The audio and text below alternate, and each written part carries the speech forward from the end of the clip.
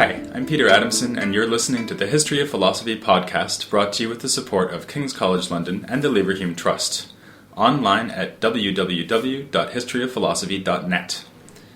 Today's episode will be an interview with Jim Hankinson, who is a professor of philosophy and classics at the University of Texas at Austin. And today we're going to be talking about Galen. Thanks for coming on, Jim. Thank you very much for inviting me. Perhaps we could just start by talking a little bit about who Galen was and his personality, which was rather interesting. Yes, I suppose it was. We know quite a lot about Galen because he wrote voluminously and wrote a great deal about himself, always in a flattering light, as autobiographers typically will. He was born in 129 AD and died sometime early in the 3rd century at the age of probably about 85. We don't know precisely when he died. But that's almost certainly when he did. He had a very long and enormously productive life. Roughly 10% of all that survives in Greek from classical and later times up to early medieval times is in fact the writings of Galen. Far more of Galen survives than anybody else. And a great deal has been lost. And there are a number of reasons for both of those facts. He was born in Asia Minor. He came from a relatively wealthy family, had a conventional upper-class education, which involved him travelling to various places and studying with leading philosophers of his time, first of all in Pergamon, where he was born, and then in Smyrna, and then in Alexandria, which was still a major centre of learning, particularly of medical learning. He moved to Rome for the first time in his early 30s, stayed there for 3 years, went back home, we're not quite sure why, although there's evidence that he left Rome in rather a hurry, and returned to Rome at the age of about nearly 40, and he stayed there as far as we know for the rest of his life. He moved in elevated circles. He became, first of all, one of the official physicians to the Emperor Marcus Aurelius' son, Commodus, and then a physician to the Emperor himself. And he records numerous successful cures of Rome's upper crust in the 160s and 170s. And unfortunately, Commodus survived his medical yes, care. Yes.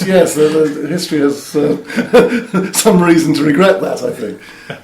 And Galen is notably quiet about Commodus. He says very, very little about him anywhere in his surviving writings, which suggests that he wanted to really rather push that association under the rug for fairly obvious reasons. Yeah, you can't blame him for that. No, you can't. But we're going to be talking today not so much about his relationship to these historical figures, but about Galen and philosophy. And I guess Galen might be rather surprised to be included in a series of podcasts on the history of philosophy, because obviously he's not thought of as a philosopher, he's thought of as this giant in the history of medicine. And in fact, it's not just that he doesn't say anything about philosophy, he's sometimes really explicitly skeptical about philosophy, so he talks about topics like the nature of the soul or the nature of God, and says that he has nothing to say about these issues, or he hasn't gotten together a kind of dogmatic position about them. Why do you think he was so skeptical about those issues, and do you think that he would sort of mind being treated as a philosopher in some sense? Oh, I don't think he would have minded at all. In fact, I think he would have welcomed it. I think for rather the same reasons that Galileo insisted on being given the title court philosopher when he moved to Florence in 1610. But no, he certainly did think of himself as a philosopher. He wrote 2 books about his own books, in one of which he categorises the books that he wrote into a variety of different categories, some purely medical, but a great many of them are explicitly concerned with philosophers and philosophical questions. Not least logic, in which he was extremely interested and quite influential, but also works on Plato's moral philosophy, for instance, which haven't survived. And he certainly did think of himself as a philosopher. He wrote a very short piece, which does survive, called "The Best Doctor is Also a Philosopher."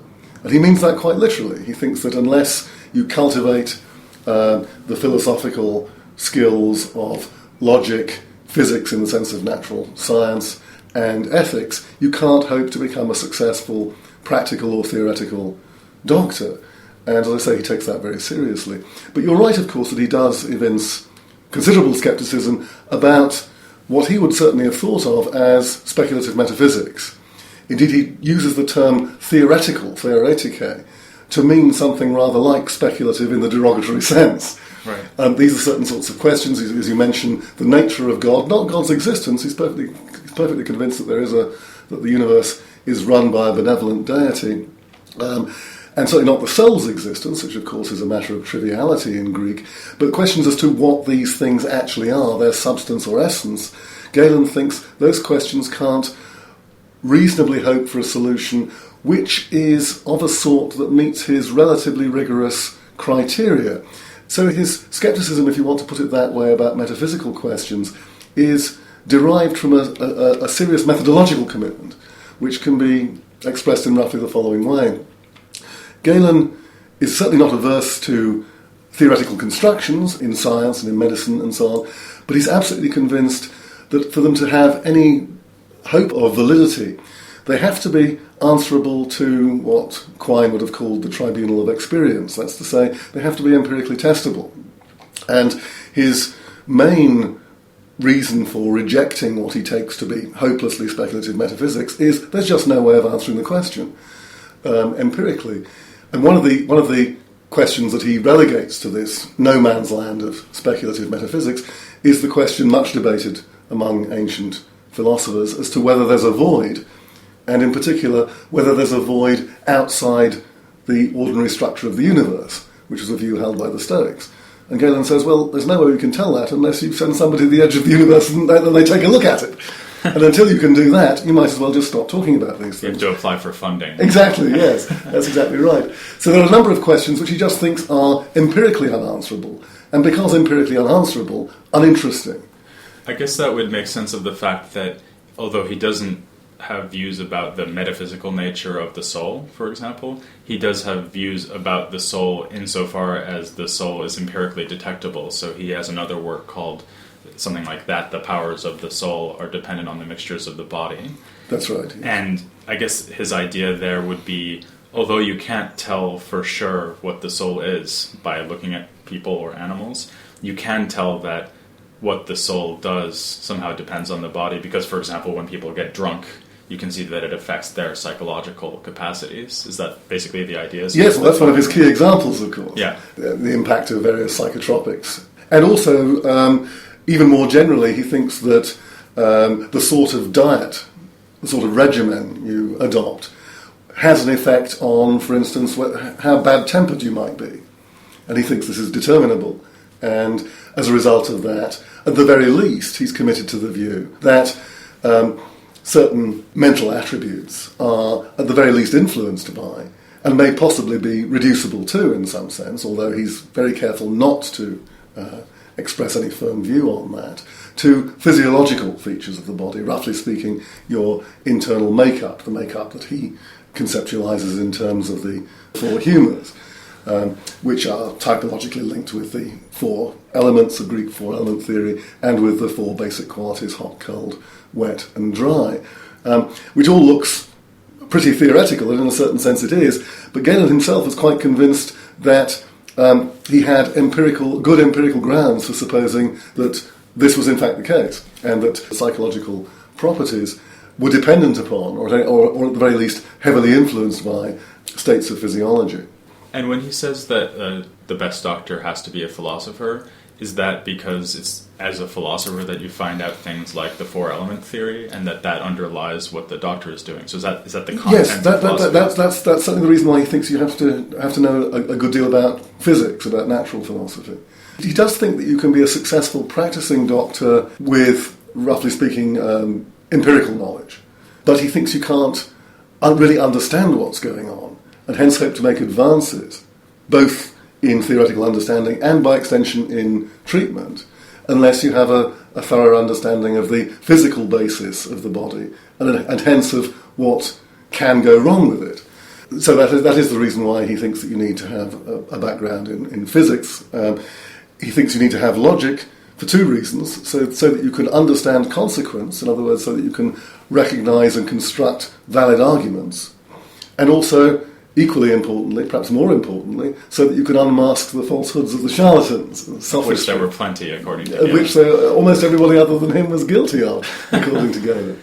And finally, ethics, he says, in a rather splendid passage, that you can't possibly hope to make any serious advance in matters like this unless you're extremely hard-working, industrious. He uses the word philoponos, actually, and you can't have that virtue if your life is devoted to pleasures of various sorts. If you are overly addicted, as he puts it, to food, drink, and sex. So you need to have the philosophical virtue of ethical restraint in order to have enough time to actually do a decent job of things. Maybe we could then move on to one of the advances he did make, which concerns human anatomy and, in fact, animal anatomy more generally. I think this is maybe his greatest achievement in medicine, although maybe you'll disagree with me about that. And this is his demonstration that what the Stoics had called the ruling faculty, so the part of your soul that sort of is in charge of, say, your movements, your thoughts, your desires, things like that, that's seated in the brain rather than the heart.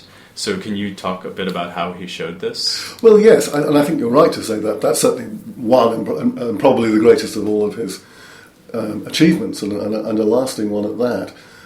Of course, this had been a long-standing dispute, both among doctors and among philosophers, as to the location of the ruling faculty, as you say, the seat of consciousness and the part that's responsible for voluntary motions and things of that sort. Of course, Galen is by no means the first person to say that it rests in the brain. It's already there in Plato, or at least the rational soul is there in Plato. And he thought Hippocrates thought so. And he thought Hippocrates thought so too. And, well, of course, the Hippocratic question is a major question. You mean who wrote the Hippocratic? Who wrote the Hippocratic treatises, whether any of them are attributable to a historical Hippocrates or not. Galen had very strong views about that. He wrote extensive commentaries on Hippocrates. He saw himself as being the true heir to Hippocrates.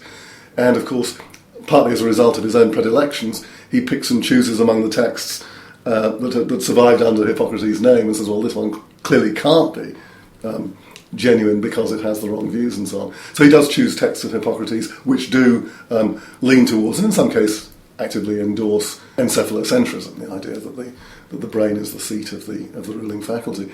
But of course Aristotle famously had thought that the heart was, as indeed did the Stoics. Now, the crucial interim discovery here was made in Alexandria in the 3rd century BC by a great doctor called Herophilus, who was the first to distinguish between the motor and the sensory nervous system on the basis of detailed anatomical investigation and probably also vivisection and very likely human vivisection too. And that's, of course, an enormous breakthrough. And Herophilus was committed to the view that the brain was the centre of these things. So Galen isn't an innovator in that sense, but in his first visit to Rome, when he's trying to make a name for himself, he undertook a series of extremely high-profile public demonstrations of animal vivisection, in which he undertook to show various things by means of careful sectioning of the spinal cord and ligation and severing of various parts of the nervous system. He was able to show, for instance, that various sorts of paralysis are induced by different sections in the spinal column.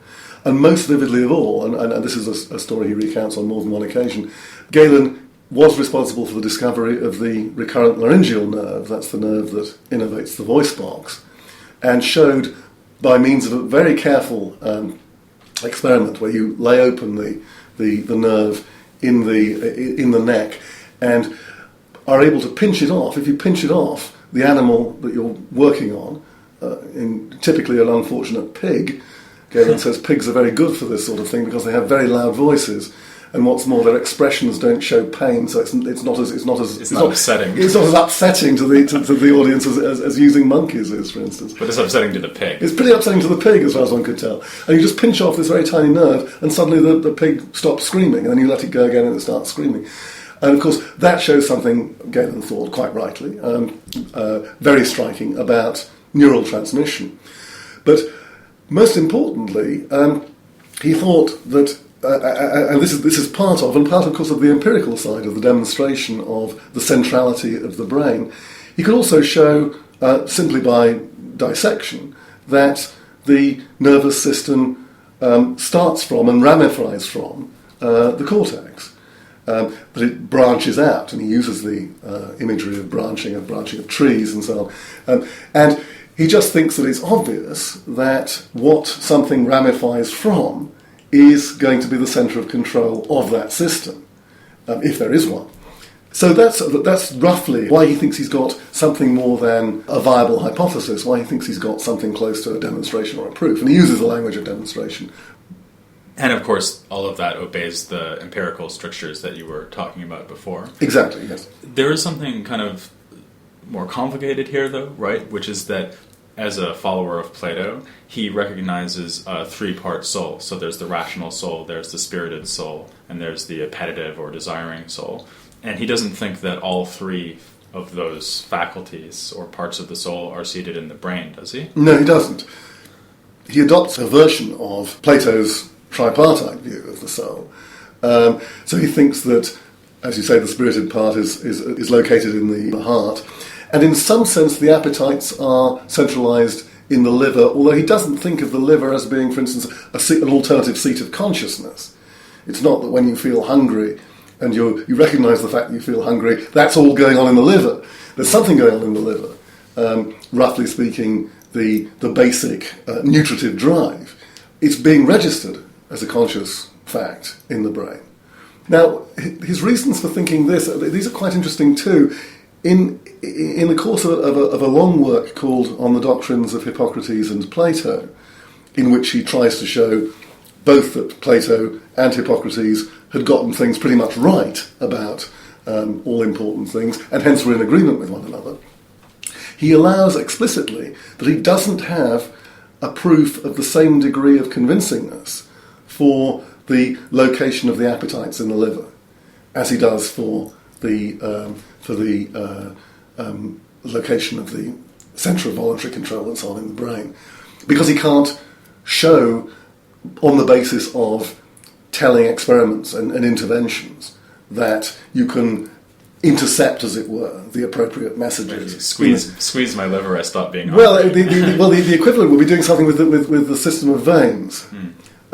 Which of course you can do all sorts of things with, but they don't seem to have any direct effect on whether the animal's hungry or not, or angry. Well, that would be the arterial system, of course, from the heart. Mm-hmm. So he's well aware that he's on much shakier ground there, which I think does him some credit. He doesn't make the evidently false claim that he can demonstrate, in some sense, that the liver is responsible for desires. He takes a rather more roundabout route, and it would be too long. It would take too long to go into how he tries to do it. But I think it's intriguing in the sense that one sort of axiom, which I vaguely alluded to in connection with the nervous system, is the idea that if some organ is the origin of a ramifying system, then there's reason to suppose that it is in some sense in control of what goes on in that system. And he knew on the basis of his very extensive and detailed anatomical knowledge that the system of veins, as opposed to arteries, really does look as though it branches out from the liver, from the vena cava and so on. And equally, the arterial system branches out from the aorta and appears to start in the heart. Well, you've got the pulmonary system and so on, which is a bit of an issue, but in general, that's the way things look. And for this reason, he thought of these as being two separate systems, each being responsible for the transmission of different sorts of stuff into the body. And in particular, the venous system is responsible for the transmission of metabolized nutrition. That's really what it does.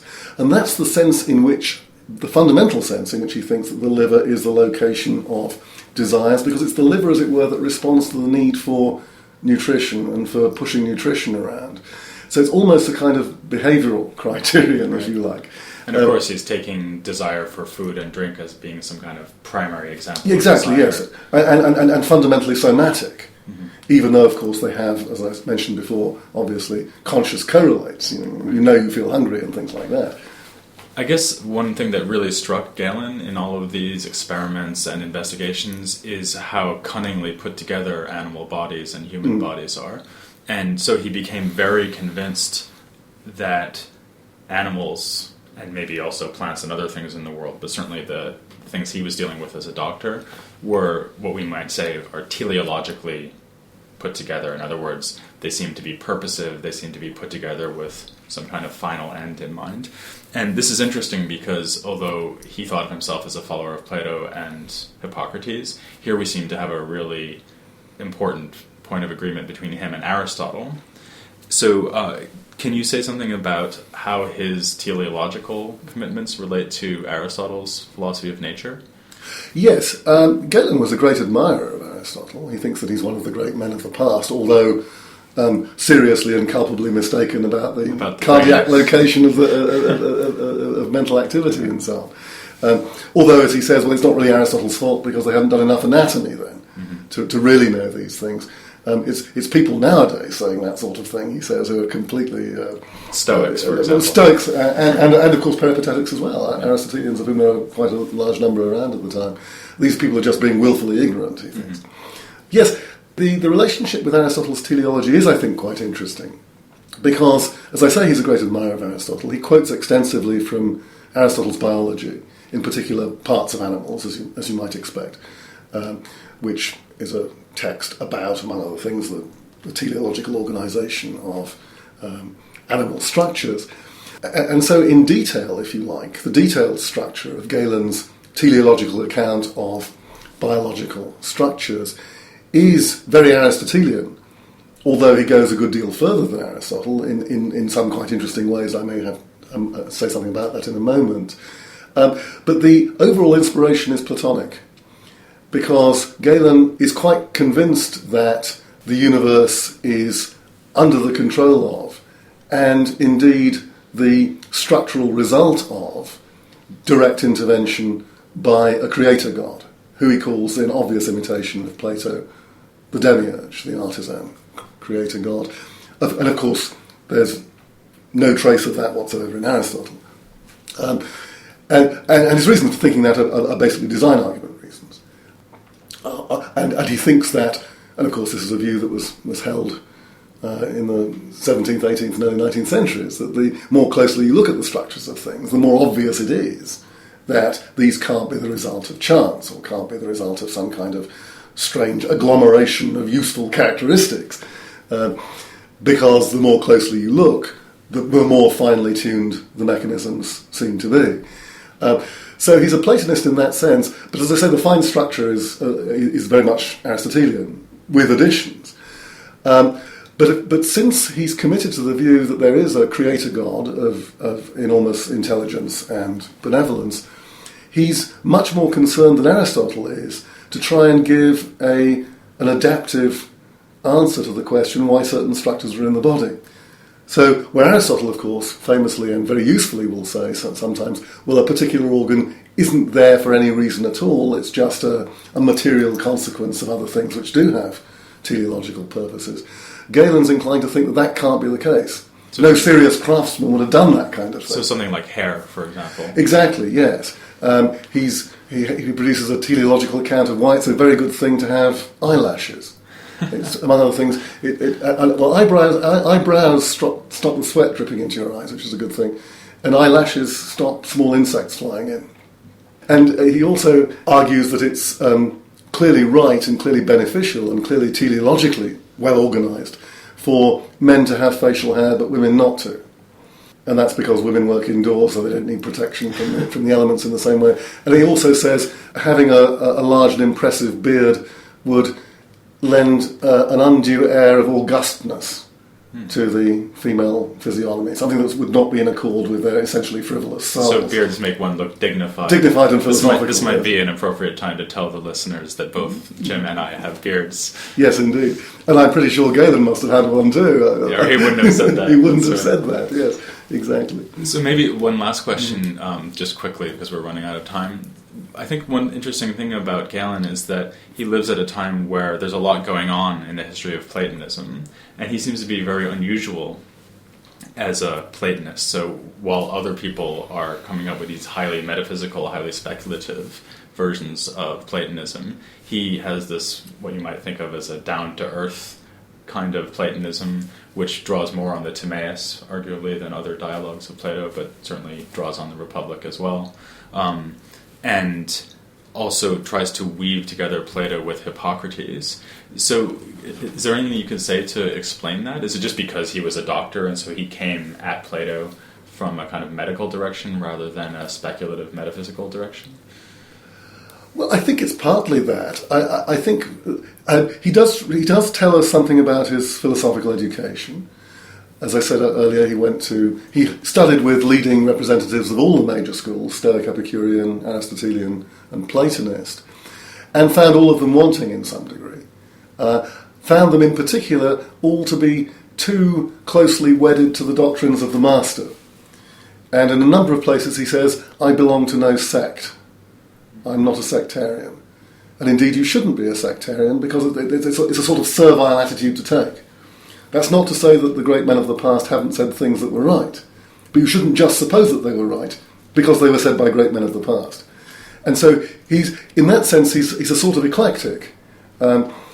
He thinks, he even finds on occasion things to be said in favour of some Stoic views, in particular on logic, although only up to a point.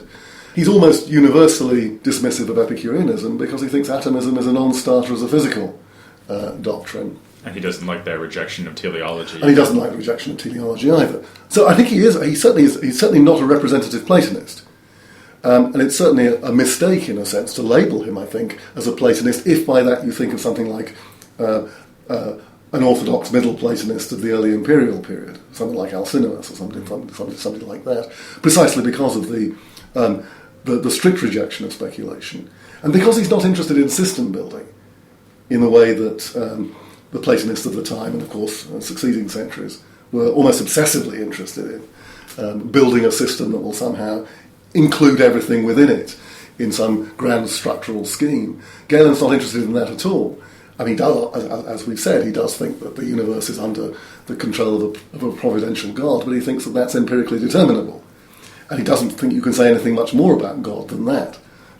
God's substance is going to be a mystery, just in the same way as as you started out by saying, the substance or essence or real nature, if you like, of the soul is also a mystery. He thinks that it's clearly materially affectable. For that reason, it's quite likely to be material, but he thinks you can't rule out the Platonist view that the rational soul is immaterial and immortal. He just thinks you can't establish it either. Right. And so you might as well not bother. And in fact, these are precisely the other figures I'm going to be getting onto in the next episode. But first, let me thank Jim very much for coming on and showing us that the best ancient doctor was also a philosopher. And please join me next time on the history of philosophy without any gaps.